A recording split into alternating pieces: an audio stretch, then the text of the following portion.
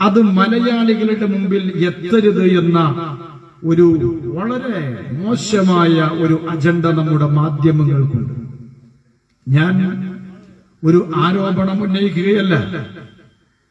കഴിഞ്ഞ ആഴ്ചയിൽ കുറച്ചു ദിവസങ്ങൾക്ക് മുമ്പ് ബഹുമാന്യയായ നമ്മുടെ കേന്ദ്രമന്ത്രി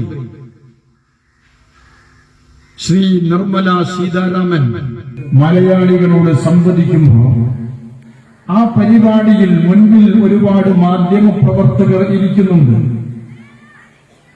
ശ്രീ നിർമ്മല സീതാരാമൻ അവരുടെ പ്രഭാഷണം നിർത്തിക്കൊണ്ട് അവർ വേദിയുടെ മുമ്പിലേക്ക് വന്നിട്ട് പറഞ്ഞു, നിങ്ങൾ നിങ്ങളുടെ ക്യാമറകൾ ഓൺ ചെയ്യും, നിങ്ങൾ നിങ്ങളുടെ ക്യാമറ ഓഫ് ചെയ്ത് വെച്ചിരിക്കുകയാണ്. ഞാനിവിടെ സംസാരിക്കുന്നത് മലയാളി സമൂഹത്തിന്റെ ഇടയിലേക്ക് എത്തണമെങ്കിൽ മാധ്യമ പ്രവർത്തകരായ നിങ്ങൾ നിങ്ങളുടെ ക്യാമറകൾ ഓൺ ചെയ്യണം. നിങ്ങളൊന്ന് ഓർത്തു നോക്കി, എത്ര വൃത്തികെട്ട ഒരു സമീപനമാണ് കേരളത്തിലെ മാധ്യമ പ്രവർത്തകരിൽ നിന്നുണ്ടായത്.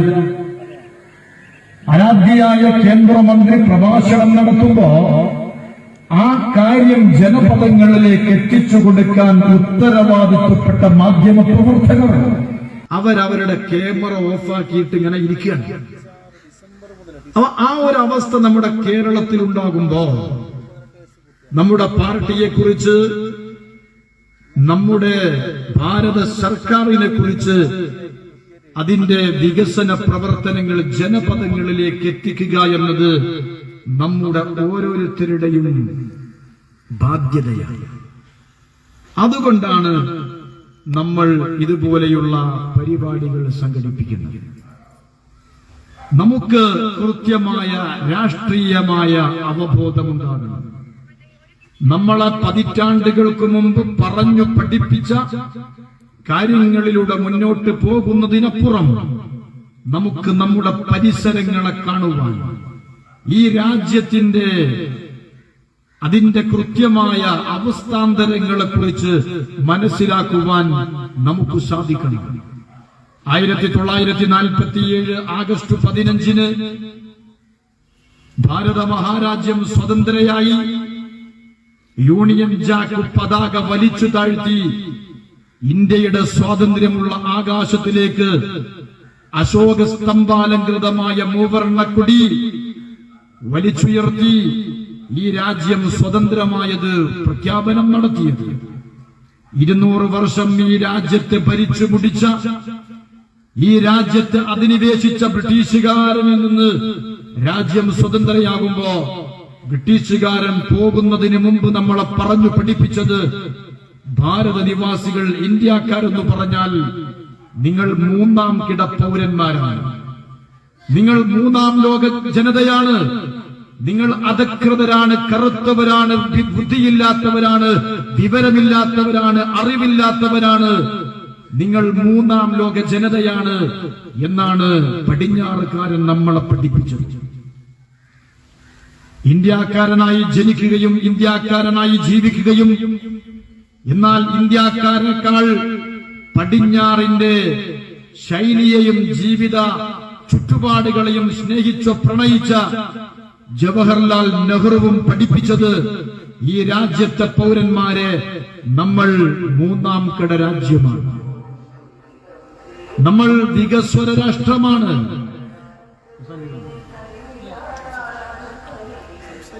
നമ്മൾ വികസ്വര രാഷ്ട്രമാണ്, നമ്മൾ വികസിച്ചുകൊണ്ടിരിക്കുന്നവരാണ്. ഒരിക്കലും വികസിത രാജ്യമാകാൻ നമുക്ക് കഴിയില്ല. അതാണ് ഭാരത നിവാസികളെ ഈ രാജ്യം 6.5 പതിറ്റാണ്ട് ഭരിച്ചു മുടിച്ച UPA, അതിന് നേതൃത്വം നൽകിയ കോൺഗ്രസുകാർ പറഞ്ഞു പഠിപ്പിച്ചത്.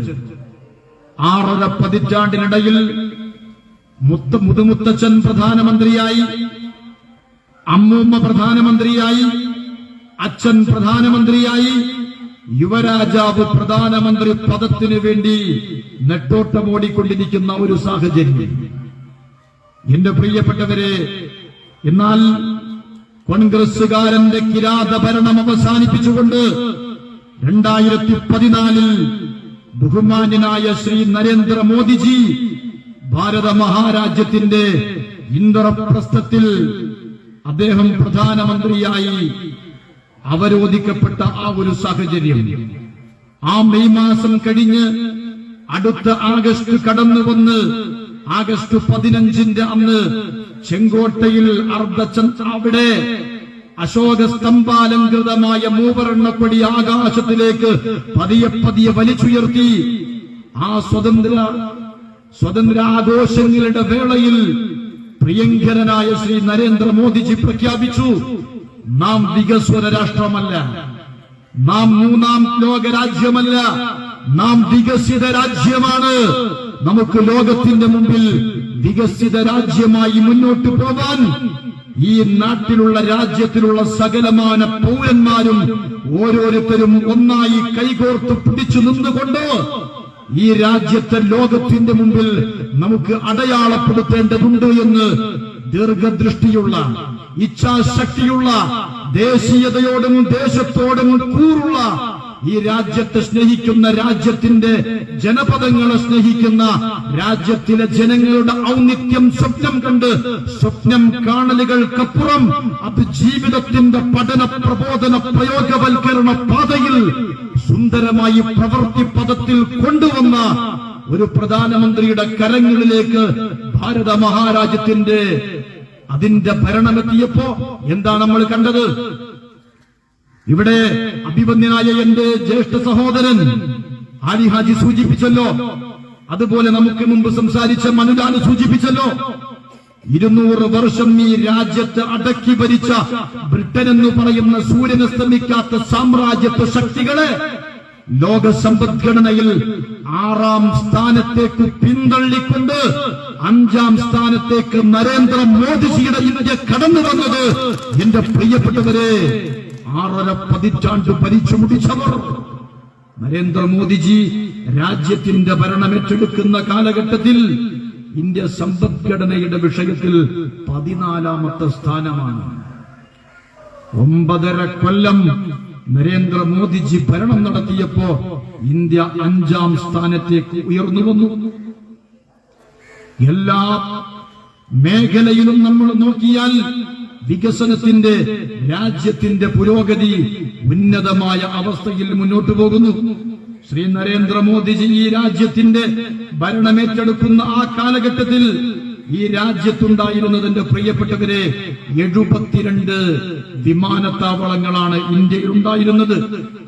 എന്നാൽ നരേന്ദ്രമോദിജി അധികാരമേറ്റെടുത്ത് രാജ്യത്തിന്റെ ഇൻഫ്രാസ്ട്രക്ചറിന്റെ വികസനത്തിന് വേണ്ടി പണിയെടുക്കുമ്പോ ഇന്ന് ഭാരത മഹാരാജ്യത്തിൽ 152 വിമാനത്താവളങ്ങളുണ്ട്. ഇത് നിസ്സാരമായ കാര്യമല്ല.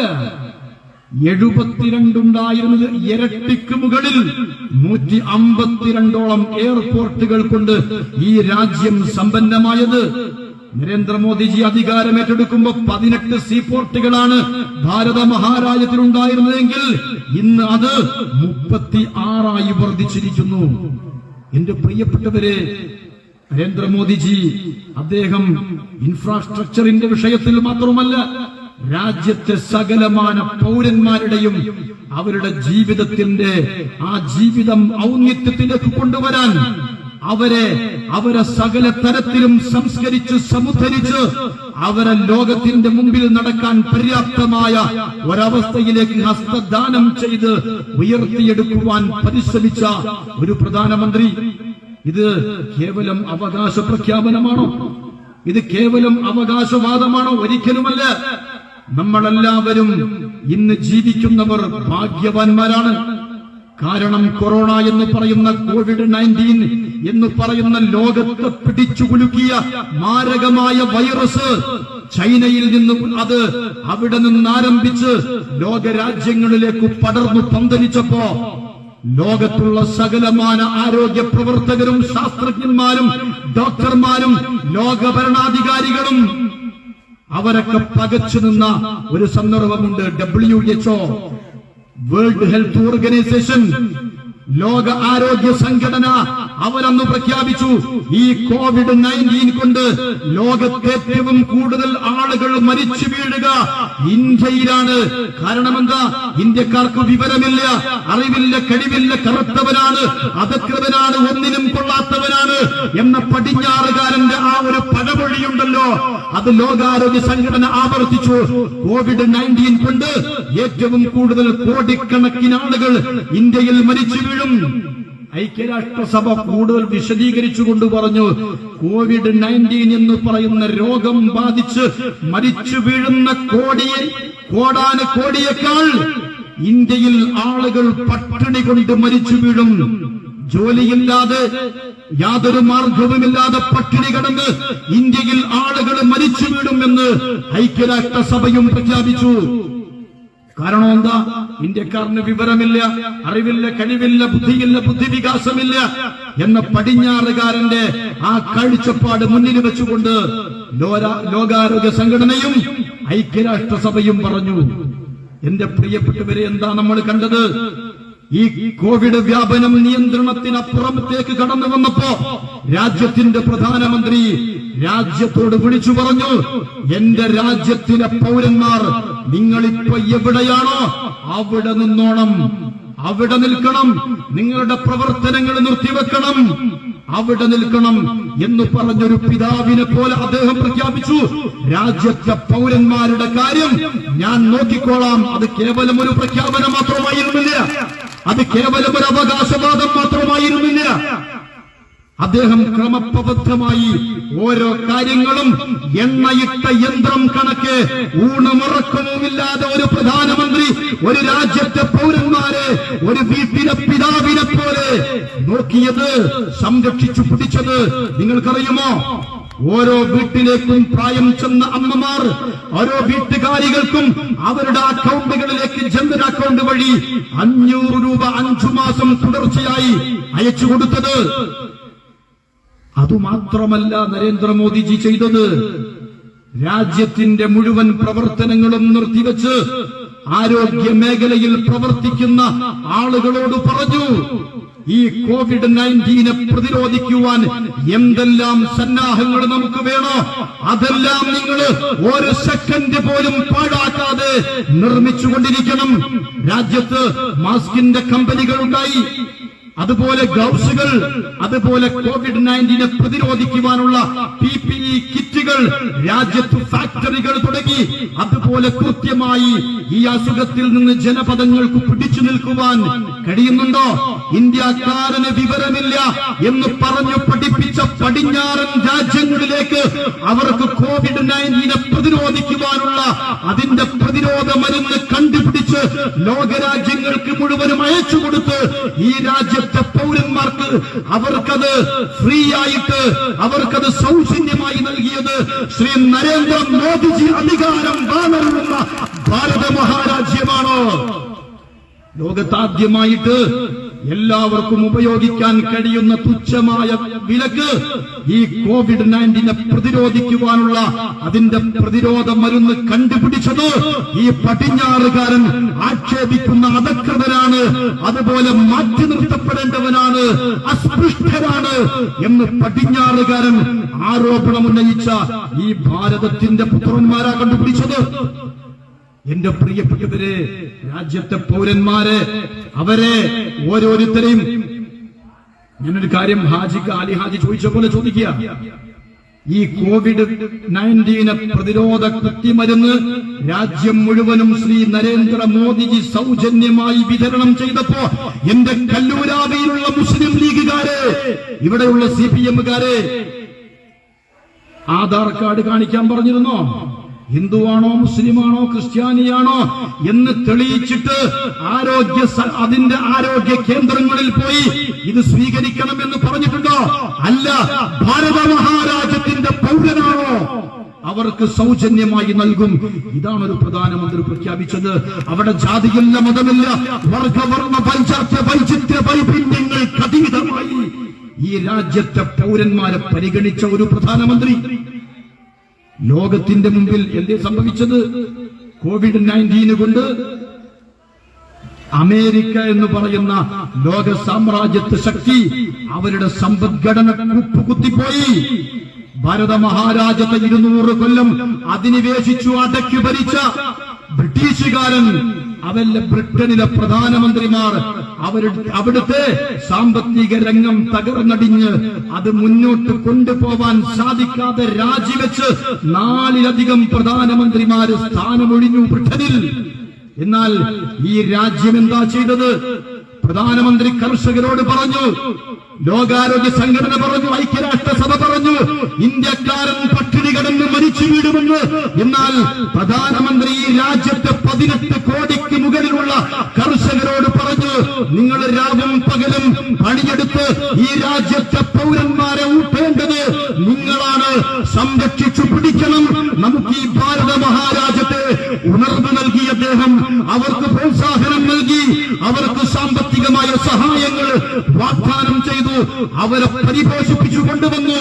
ആ കൃഷിക്കാർ അവരെ കയ്യും മെയ്യും മറന്ന് രാവും പകലും മറന്ന് ഭാരതത്തിന്റെ കൃഷിയിടങ്ങളിൽ അവർ പണിയെടുത്ത് പൊന്നുവളയിച്ച് എന്റെ പ്രിയപ്പെട്ടവരെ ബ്രസീലിനെ പുറകിലേക്ക് താഴ്ത്തിക്കൊണ്ട് ഭാരത മഹാരാജ്യത്തിലെ മുഴുവൻ ജനങ്ങൾക്കും കഴിക്കുവാനുള്ള ഭക്ഷ്യധാന്യങ്ങൾ സംഭരിച്ചു വെച്ചതിന് ശേഷം 1.5 വർഷത്തേക്ക് 140 കോടി ജനങ്ങൾക്ക് മൃഷ്ടാന്നം ഭുജിക്കുവാനുള്ള ധാന്യം അവശേഷിപ്പിച്ചതിന് ശേഷം ലോകരാജ്യങ്ങളിലേക്ക് അത് കയറ്റി അയച്ചു ഈ രാജ്യത്തിന്റെ പ്രധാനമന്ത്രി ശ്രീ നരേന്ദ്രമോദിജി. അപ്പോഴാണ് ലോകാരോഗ്യ സംഘടന ഐക്യരാഷ്ട്രസഭ പറഞ്ഞത്, ഇന്ത്യയിലായിരിക്കും ഏറ്റവും കൂടുതൽ ആളുകളും മരിച്ചു വീഴുക. 140 കോടിക്ക് മുകളിൽ ജനസംഖ്യയുടെ അടിസ്ഥാനത്തിൽ നാം പരിശോധിച്ചാൽ ലോകത്തെ ഏറ്റവും കുറവ് കോവിഡ് കൊണ്ട് ആളുകൾ മരിച്ചത് നമ്മളുടെ ഭാരത മഹാരാജ്യത്തിലാണ്. ഒരു പ്രധാനമന്ത്രിയുടെ ഇച്ഛാശക്തിയായിരുന്നു അത്. എന്റെ പ്രിയപ്പെട്ട മുസ്ലിം ലീഗുകാരെ, എന്റെ പ്രിയപ്പെട്ട CPM-കാരെ, കോൺഗ്രസുകാരെ, നിങ്ങൾ മനസ്സിലാക്കണം, ആരോപണങ്ങൾക്ക് പ്രത്യാരോപണങ്ങൾക്ക് അധിക്ഷേപങ്ങൾക്കപ്പുറം രാഷ്ട്രീയത്തിന്റെ തിമിരം ബാധിച്ച മഞ്ഞക്കണ്ണടകൾക്കപ്പുറം വിശദമായി വിശാലമായി കൃത്യമായി ഈ രാജ്യത്തിന്റെ വർത്തമാനകാല രാഷ്ട്രീയ സാഹചര്യങ്ങളെ അവലോകനം ചെയ്താൽ ഞാൻ ഈ പറയുന്ന കാര്യങ്ങളോ നിങ്ങൾക്ക് നിഷേധിക്കുവാൻ കഴിയുമോ? നിഷേധിക്കാൻ കഴിയില്ല. സ്വന്തം രാജ്യത്തെ അദ്ദേഹം കൃത്യമായി സംരക്ഷിച്ചു പിടിച്ചു.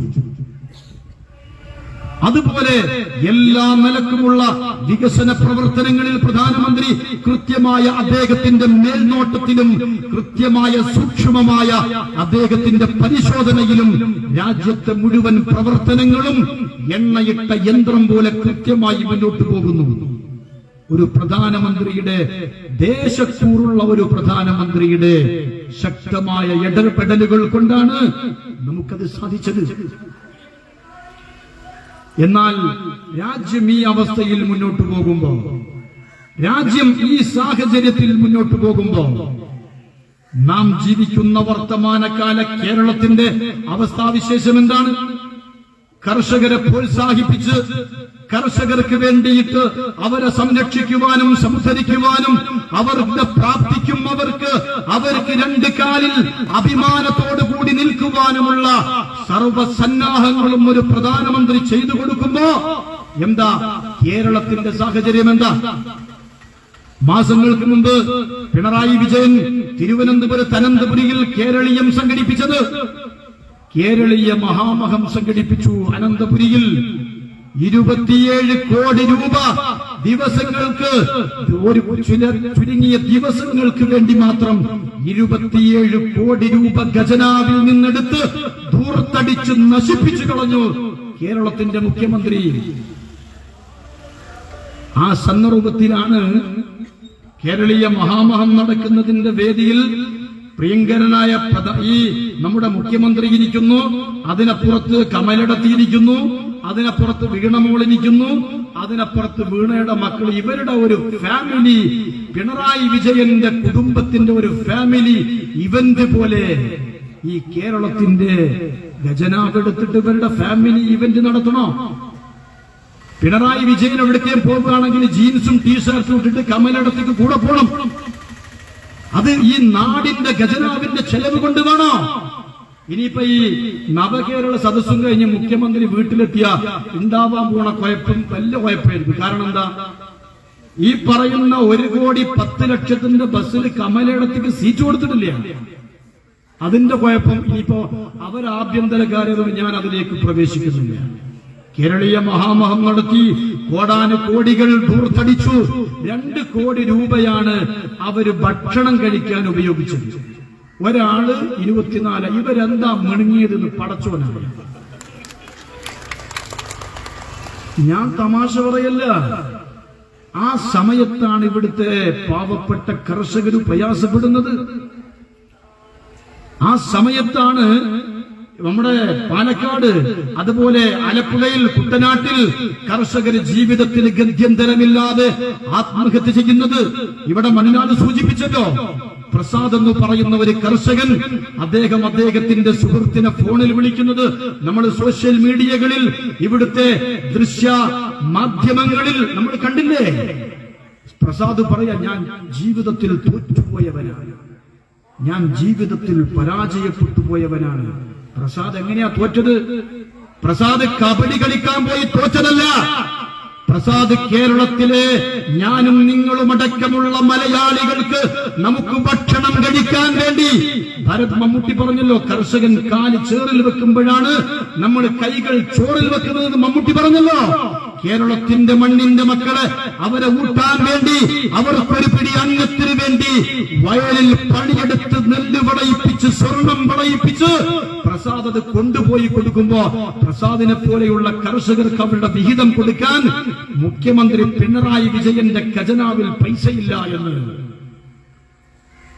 ഇയാള് സുഹൃത്തിനോട് പറയാ, ഞാൻ തോറ്റുപോയി, എന്റെ മുമ്പിൽ ആത്മഹത്യയല്ലാതെ വേറെ മാർഗമില്ല. അദ്ദേഹം ഉപദേശിച്ചു ആത്മഹത്യ ചെയ്യാതിരിക്കാൻ. പക്ഷേ പ്രസാദിന് ഗത്യന്തരമില്ലാതെ ആത്മഹത്യ ചെയ്തു. കണ്ണൂർ ജില്ലയിൽ ഒരു ക്ഷീര കർഷകന് കഴിഞ്ഞ ദിവസം ആത്മഹത്യ ചെയ്തു.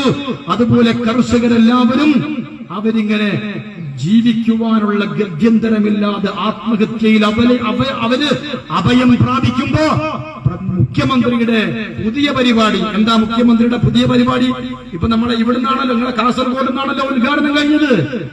നവകേരള സദസ്. നവകേരള സദസ് കോൺഗ്രസിന്റെ ഒരു നേതാവുണ്ട്, MM ഹസൻ. അദ്ദേഹം പറഞ്ഞു, ഇതിന് നവകേരള സദസ് എന്നല്ല പേരിടേണ്ടത്, ദുരിത കേരള സദസ് എന്ന് പേര് വെക്കണം.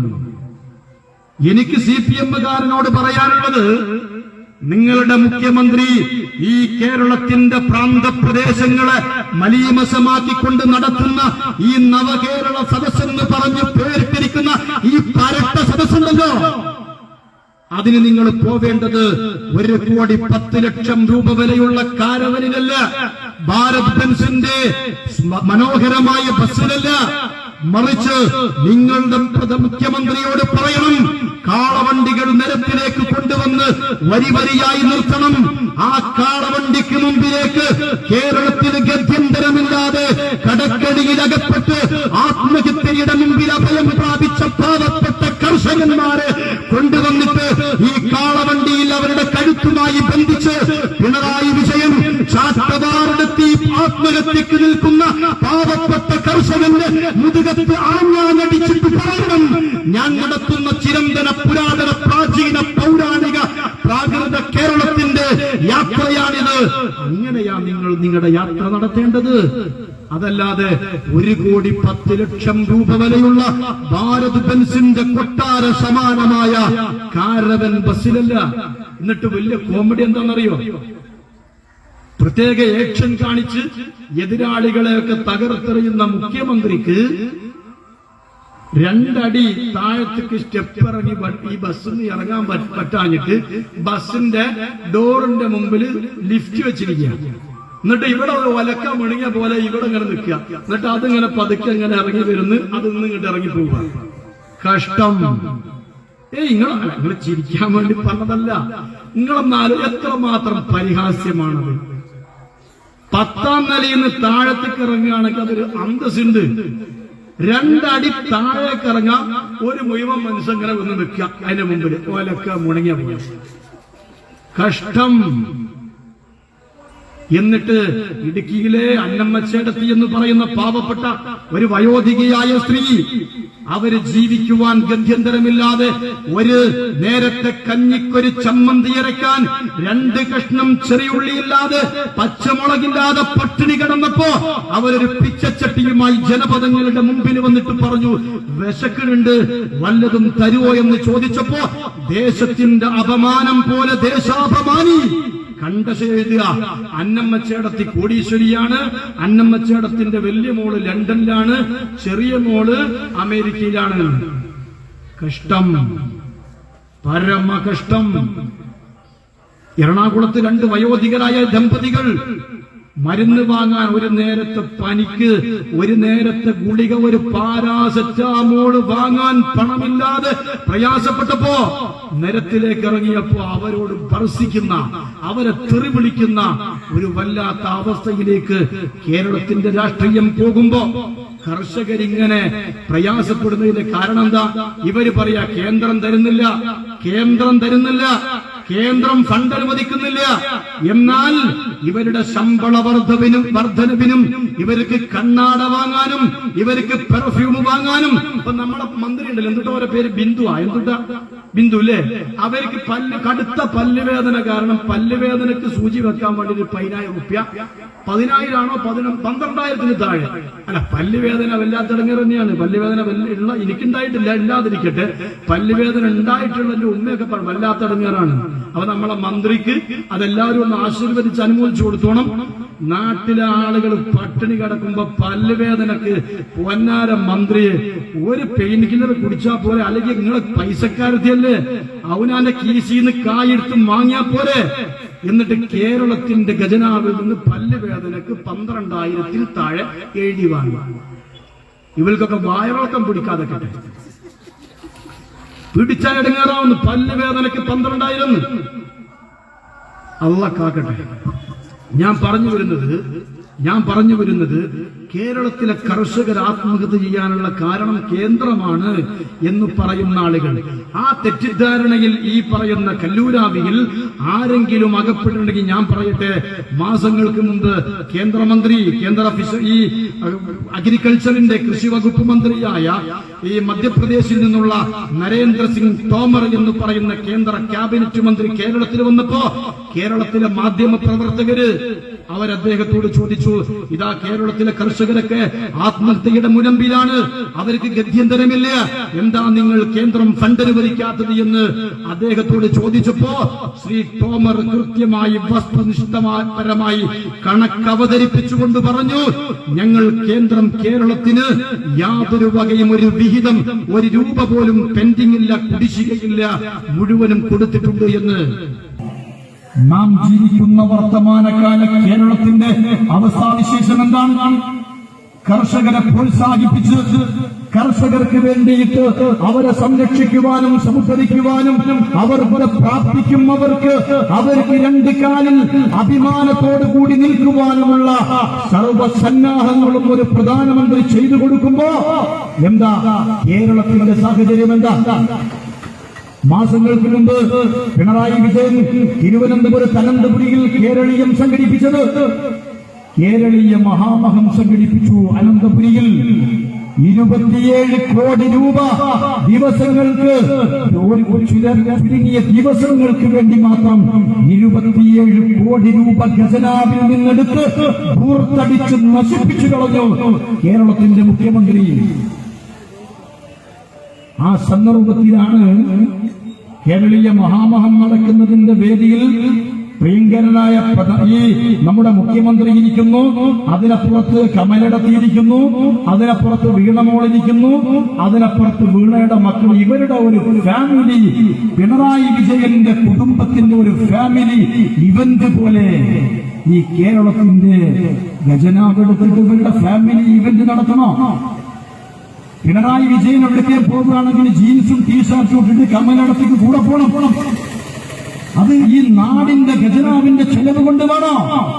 ഇനിയിപ്പോ ഈ നവകേരള സദസ്സും കഴിഞ്ഞ് മുഖ്യമന്ത്രി വീട്ടിലെത്തിയ ഉണ്ടാവാൻ പോണ കുഴപ്പം വലിയ കുഴപ്പമായിരിക്കും. കാരണം എന്താ? ഈ പറയുന്ന 1,10,00,000 ബസ്സിന് കമലയിടത്തേക്ക് സീറ്റ് കൊടുത്തിട്ടില്ല. അതിന്റെ കുഴപ്പം ഇനിയിപ്പോ അവരാഭ്യന്തര കാര്യങ്ങൾ ഞാൻ അതിലേക്ക് പ്രവേശിക്കുന്നില്ല. കേരളീയ മഹാമഹം നടത്തി കോടാനുകോടികൾ ദൂർത്തടിച്ചു. 2 കോടി രൂപയാണ് അവര് ഭക്ഷണം കഴിക്കാൻ ഉപയോഗിച്ചത്. ഒരാള് 24. ഇവരെന്താ മുണങ്ങിയതെന്ന് പടച്ചവനാണ്. ഞാൻ തമാശ പറയല്ല. ആ സമയത്താണ് ഇവിടുത്തെ പാവപ്പെട്ട കർഷകർ പ്രയാസപ്പെടുന്നത്. ആ സമയത്താണ് നമ്മുടെ പാലക്കാട്, അതുപോലെ ആലപ്പുഴയിൽ, കുട്ടനാട്ടിൽ കർഷകർ ജീവിതത്തിന് ഗത്യന്തരമില്ലാതെ ആത്മഹത്യ ചെയ്യുന്നത്. ഇവിടെ മലനാട് സൂചിപ്പിച്ചല്ലോ. പ്രസാദ് എന്ന് പറയുന്ന ഒരു കർഷകൻ, അദ്ദേഹത്തിന്റെ സുഹൃത്തിനെ ഫോണിൽ വിളിക്കുന്നത് നമ്മൾ സോഷ്യൽ മീഡിയകളിൽ, ഇവിടുത്തെ ദൃശ്യ മാധ്യമങ്ങളിൽ നമ്മൾ കണ്ടില്ലേ. പ്രസാദ് പറയാ, ഞാൻ ജീവിതത്തിൽ തോറ്റുപോയവനാണ്, ഞാൻ ജീവിതത്തിൽ പരാജയപ്പെട്ടുപോയവനാണ്. പ്രസാദ് എങ്ങനെയാ തോറ്റത്? പ്രസാദ് കബഡി കളിക്കാൻ പോയി തോറ്റതല്ല. പ്രസാദ് കേരളത്തിലെ ഞാനും നിങ്ങളുമടക്കമുള്ള മലയാളികൾക്ക് നമുക്ക് ഭക്ഷണം കഴിക്കാൻ വേണ്ടി, ഭരത് മമ്മൂട്ടി പറഞ്ഞല്ലോ, കർഷകൻ കാല് ചോറിൽ വെക്കുമ്പോഴാണ് നമ്മൾ കൈകൾ ചോറിൽ വെക്കുന്നതെന്ന് മമ്മൂട്ടി പറഞ്ഞല്ലോ.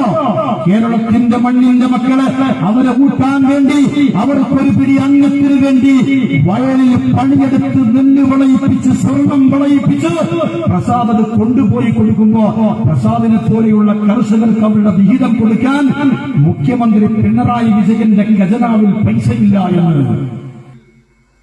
എന്തിനാ ഭാരതീയ ജനതാ പാർട്ടിയുടെ ജില്ലാ അധ്യക്ഷന്മാർ നമ്മുടെ കേരളത്തിന്റെ തീരദേശ മേഖലയിലൂടെ അവർ റാലി നടത്തിയെന്തിനാണെന്നറിയോ? ഒരു പണിയില്ലാത്തോണ്ട് വെറുതെ റാലി നടത്തിയതല്ല, മറിച്ച് കേരളത്തിലെ മുഖൂവന്മാരെ അവരെ സംരക്ഷിക്കുവാൻ, അവർക്ക് നഷ്ടപ്പെട്ട വള്ളവും വലയും അവർക്ക് തിരിച്ചു പിടിക്കാൻ, അവരുടെ തകർന്നടിഞ്ഞു പോയ ഭവനങ്ങൾ പുനർനിർമ്മിച്ചു കൊടുക്കാൻ, അവരുടെ സന്താനങ്ങൾക്ക് വിദ്യാഭ്യാസം കൊടുക്കാൻ, മത്സ്യമേഖലയിൽ പ്രവർത്തിക്കുന്ന മുക്കുവ സമൂഹത്തെ ക്രമപ്രവർത്തമായി സംരക്ഷിച്ച് അവരെ സമുദ്ധരിക്കാൻ, അതിനുവേണ്ടി കേന്ദ്രം അനുവദിച്ച കോടാനുകോടി രൂപ ഈ കേരളത്തിലേക്ക് വന്നപ്പോ ഈ കേരളത്തിലെ മന്ത്രിമാർ അത് 1 രൂപ പോലും ചെലവഴിച്ചില്ല. ഞാൻ ആരോപണം പറയണോ?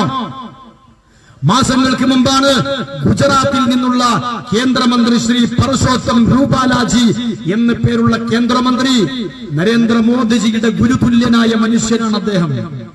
വയോധികനായ പരിണതപ്രജ്ഞനായ ആ മന്ത്രി, കേന്ദ്രമന്ത്രി കേരളത്തിന് വന്നു.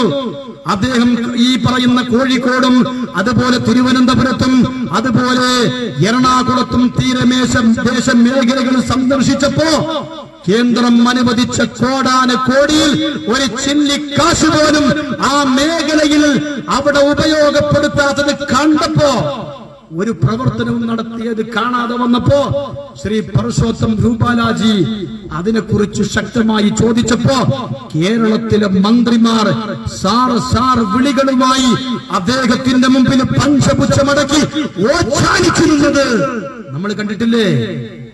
എല്ലാ നിലക്കും കേന്ദ്രം അനുവദിക്കുന്ന ഫണ്ടുകൾ ഹൈഡ് ചെയ്തു വെക്കുന്നവർ.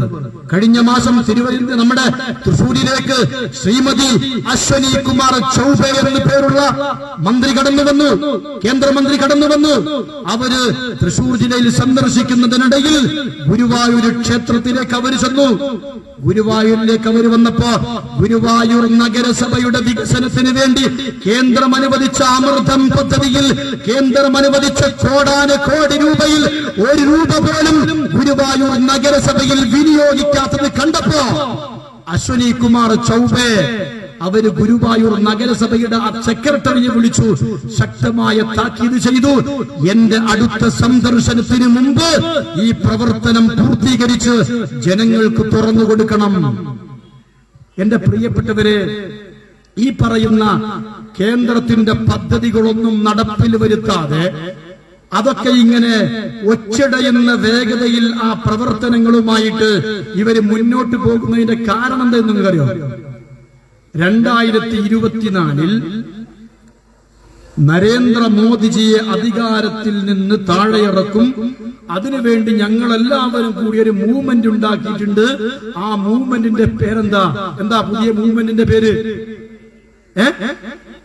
കിണ്ടി മുന്നണി.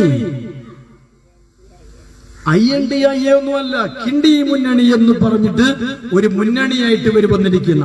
അതിന്റെ പേറപ്പ കഴിഞ്ഞു. അല്ലേ? അതിന്റെ പേറ കഴിഞ്ഞു. എന്നോട് ഞാൻ ഭാരതീയ ജനതാ പാർട്ടിയിലേക്ക് ചേർന്നപ്പോൾ ഒരാൾ പറഞ്ഞു, പൊന്നാര റിഷാദെ, ഇജിങ്ങനെ ഒരു ഖത്തീബായി സുല്ലമിയായി പണ്ഡിതനായി നടക്കുന്ന ആളല്ലേ ഇനിയോ? ഇജിപ്പോ ഈ പറയുന്ന അവസാന കാലത്ത് ഇങ്ങനെ BJPക്ക് പോയി 2024 രാഹുൽ ഗാന്ധി പ്രധാനമന്ത്രിയാകുമ്പം അന്നൊക്കെ ശരിയാക്കൂലേ? ഇജ് കാട്ടിക്കാരം.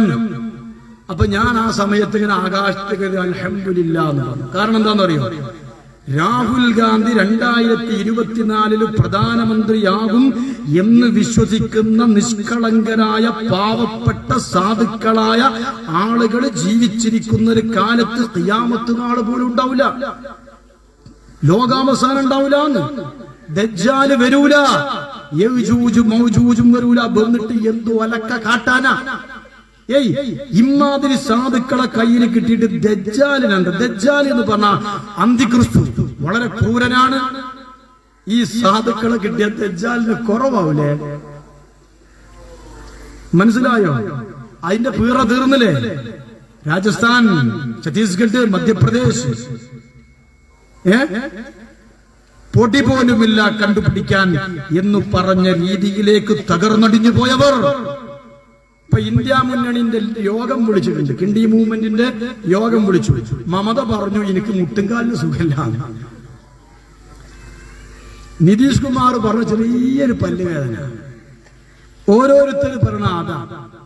ലല്ലു പ്രസാദ് പറഞ്ഞു എനിക്ക് തലക്കൊരു പള്ളവേദന. രാഹുൽ ഗാന്ധി കാർഗി പാക വയന്ന് കുത്തിരിക്കുക. ഇനി അടുത്ത മീറ്റിംഗും വിളിച്ചിട്ട് അതാണ് പിരിച്ചുവിട്ടത്. അതേ കാര്യമുള്ളൂ. കാരണം ഒരു പ്രധാനമന്ത്രി ഊണിനും ഉറക്കിനുമപ്പുറം സമയം കണ്ടെത്തി എന്റെ രാജ്യത്തെ പൗരന്മാരുടെ വികസനമാണ്, അവരുടെ അഭ്യുന്നതിയാണ്, ആരോഗ്യ മേഖലയിലും സാമ്പത്തിക മേഖലയിലും സാംസ്കാരിക മേഖലയിലും എന്റെ നാട്ടിലെ പൗരന്മാരുടെ അഭ്യുന്നതിയാണ് എനിക്ക് പ്രധാനം എന്ന് വിചാരിച്ച് കർമ്മനിരതനായി പണിയെടുക്കുന്ന ഒരു പ്രധാനമന്ത്രിയെ താഴെ ഇറക്കിയിട്ട് ബുദ്ധി ഉറക്കാത്തൊരു കുട്ടിനെ പ്രധാനമന്ത്രിയാക്കണം എന്ന് നാട്ടിലെ ബുദ്ധിയുള്ള വിവേകമുള്ള ആളുകള് അവരങ്ങനെ ഒരു കടുങ്കൈ ചെയ്യുവോ? ഒരിക്കലും ചെയ്യില്ല. പ്രിയപ്പെട്ടവരെ, ചട്ടയും മുണ്ടുകൊടുത്ത മുസ്ലിം ഉമ്മമാരുണ്ടോ? മുസ്ലിങ്ങളുടെ കഥയുണ്ടോ? ഇല്ല. അപ്പൊ അപ്പുറത്തിരിക്കണോ പറയാ ഇല്ല. എന്താ ഇതിന്റെ കാരണം? ഇത് കേന്ദ്രത്തിൽ നിന്ന് ശ്രീ നരേന്ദ്രമോദിജിയും അമിത്ഷാജിയും കേരളത്തിന്റെ സീരിയലിനെ സെൻസർ ചെയ്യുന്നു. മുസ്ലിങ്ങളെ കഥ വേണ്ട.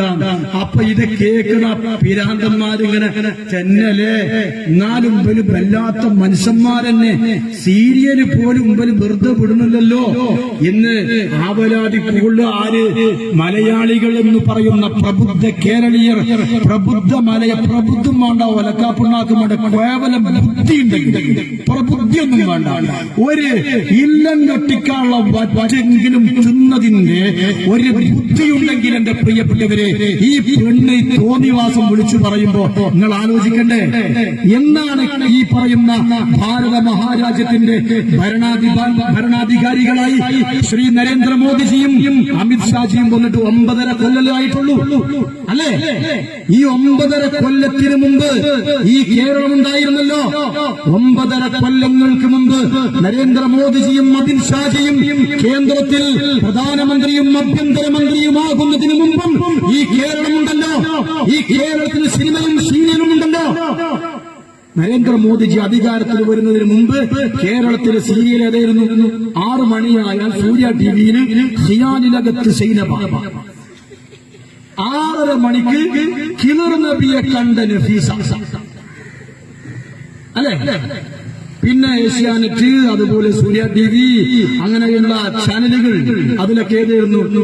ബദർ യുദ്ധം, ഉഹദ് യുദ്ധം, ഹുനൈൻ യുദ്ധം, ഫത്ഹ് മക്ക, മുഅ്ത യുദ്ധം, സ്വഹാബ വനിതകളുടെ ജീവിതം, പ്രവാചക പത്നിമാരുടെ കഥകൾ. ഇതായിരുന്നില്ലേ കേരളത്തിലെ സീരിയലിൽ? നരേന്ദ്രമോദിജിയും അമിത്ഷാജിയും വന്ന് ഖിയാലിനകത്ത് സൈനബ ആദ്യം കെട്ടിയത്.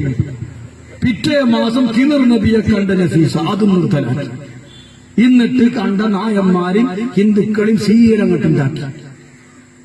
ഒരുമ്പട്ടൊരു പെണ്ണിത് പറയുമ്പോ, ഈ തോന്നിവാസം പറയുമ്പോ, എന്റെ പ്രിയപ്പെട്ട, ഇത് വർഗീയവാദമാണ്, ഇത് തീവ്രവാദമാണ്, അത് സാംസ്കാരികപരമായ വർഗീയ കലാപത്തിനുള്ള ആഹ്വാനമാണ്.